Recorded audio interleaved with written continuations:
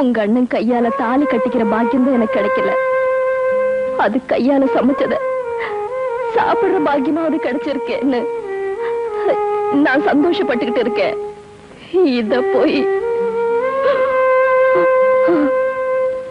ஏண்டி அப்படி பாக்குற? என் அண்ணன் மேல இவ்வளவு பைத்தியமா இருப்பீங்கன்னு நான் எதிர்பார்க்கவே இல்லை. மீனா, நான் தெரியாம கேக்குறேன். உங்க நிழல கண்டாலே எரிஞ்சு விழுகிறேங்க அண்ணன். இனிமேல உங்களை கட்டிக்குவாருன்னு நம்புறீங்களா?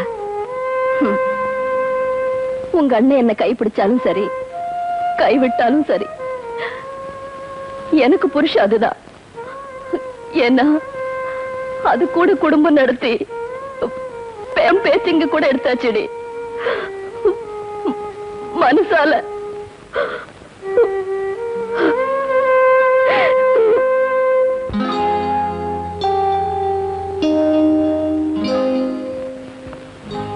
என்னம்மா? இந்த உலகத்துல நான் ஒருத்தி தான் என் அண்ணன் மேல அளவு கடந்து அன்பு வச்சிருக்கேன்னு பெருமைப்பட்டேன். பைத்தியக்காரி, நீ வெறும் அன்புதான் வச்சிருக்க, நான் அவர் மேல உயிரே வச்சிருக்கேன்னு ஒரு ஜீவன் சொல்லாம சொல்லிச்சே. யார சொல்றேன்னு பாக்குறீங்களா? உள்ளத்தால அழுது உதட்டால சிரிச்சுக்கிட்டு உங்களையே சுத்தி சுத்தி வராங்களே கௌரி, அவங்களதான் சொல்றேன். நினைச்சவன் கிடைக்கலன்னு கண்ணீர் விடுற பொம்பளைங்களை உங்களால காட்ட முடியும். ஆனா நினைச்சவன் கிடைக்கணுங்கிறதுக்காக உணர்ச்சிகளை தியாகம் செஞ்சு யாகம் வளர்க்கிற கௌரிகளை உங்களால காட்ட முடியுமா? உங்களுக்கு ஒரு பொண்டாட்டி வேணுங்கிறதுக்காகவோ இல்ல எனக்கு ஒரு அண்ணி வேணுங்கிறதுக்காகவோ கௌரிய கல்யாணம் செஞ்சுக்க சொல்ல. புனிதமான அன்பை செலுத்துற அந்த ஆத்மாவோட சாபத்துக்கு நீங்க ஆளாக கூடாதேங்கிறதுக்காக தான் சொல்றேன். அவளை நான் கல்யாணம் செய்துக்க முடியாது. ஏன்? எனக்கு பிடிக்கல. ஏன் என்ன போய் சொல்றீங்க? உங்களுக்கு அவங்கள பிடிக்கலனா நீங்க எப்போ வேற ஒரு பொண்ணை கல்யாணம் பண்ணிருப்பீங்கல்ல? சொல்லுங்க, என்ன காரணம்? எத்தனை தடவை கேட்டாலும் ஒரே காரணம் தான். அவளை எனக்கு பிடிக்கல. எங்க என் தலையில அடிச்சு சொல்லுங்க.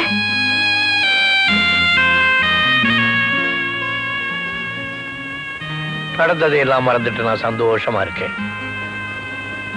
பல வருஷம் ஆச்சு. இப்ப ஏன் மறுபடியும் அதை ஞாபகப்படுத்துற? அண்ணே, தயவு செஞ்சு நான் கேட்டதுக்கு பதில் சொல்லுங்க. சொல்லுங்க அண்ணே. எனக்கு அவதான், அவளுக்கு நான் தான் நம்ம வீட்டு பெரியவங்க எல்லாம் முடிவு பண்ணி வச்சிருந்தாங்க. அப்போ அப்போ உங்க கல்யாணத்தை முடிச்சிருக்க வேண்டியதானே? நாங்க தயாரா தான் இருந்தோம். ஆனா கல்யாணத்துக்கு முன்னால யாரோ ஒரு பெரியவர் என் ஜாதகத்தை பார்த்துட்டு நான் அவளை கல்யாணம் பண்ணிக்கிட்டேன்னா என் ஜாதகப்படி அவ இன்னும் 3 மாசத்துல செத்து போயிடுவான்னு சொன்னாங்க. நான் ஜாதகத்தை நம்பல.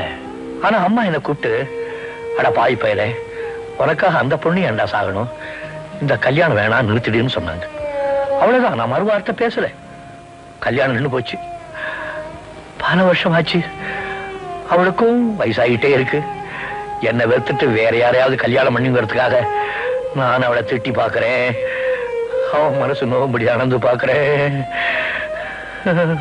அந்த பாவி பூனைக்குட்டி மாதிரிய காலையே சுத்திட்டு இருக்கா. அவ இந்த வீட்டுல மட்டும் இல்ல, என் நெஞ்சுக்குள்ளேயே அவதான் இருக்கா. ஒன்று சொல்றேன், இந்த கட்ட வேகிற வரைக்கும் அவ என் மனசு விட்டு போக மாட்டான்.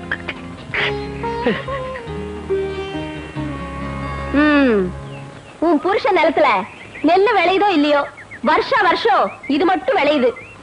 அரசாங்கம் உற்பத்தி பண்ண சொன்னது இத இல்ல அத. சிரிக்காத, நான் சிரிக்கிறதுக்காக சொல்லல, சிந்திக்கிறதுக்காக சொல்றேன். பாப்பா வாங்க.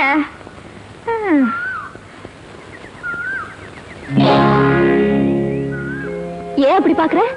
மனசுல இவ்வளவு பெரிய சுமையை வச்சுக்கிட்டு உங்களால எப்படி இப்படி சிரிச்சு பேச முடியுது? இந்த மண்ணுல பிறந்த ஒவ்வொரு பொண்ணும் மனசுல ஏதாவது ஒரு சுமையை சுமந்துட்டு தாண்டி இருக்கா. மீனா, மனசுல இருக்கிற சுமையில சுகத்தை காண்றா பாரு, அவதாண்டி பொண்ணு. You're great. இத பாருடிமா, என்ன மாதிரி யாருக்கிட்ட மனசை பறி கொடுத்துட்டு அப்புறம் அவஸ்தைப்படாத. நான் யாருக்கிட்டயும் மனசெல்லாம் கொடுத்து மாட்டிக்க மாட்டேன். இப்படி அழுத்தி சொல்றதா முதல்ல போய் மாட்டிக்குவா.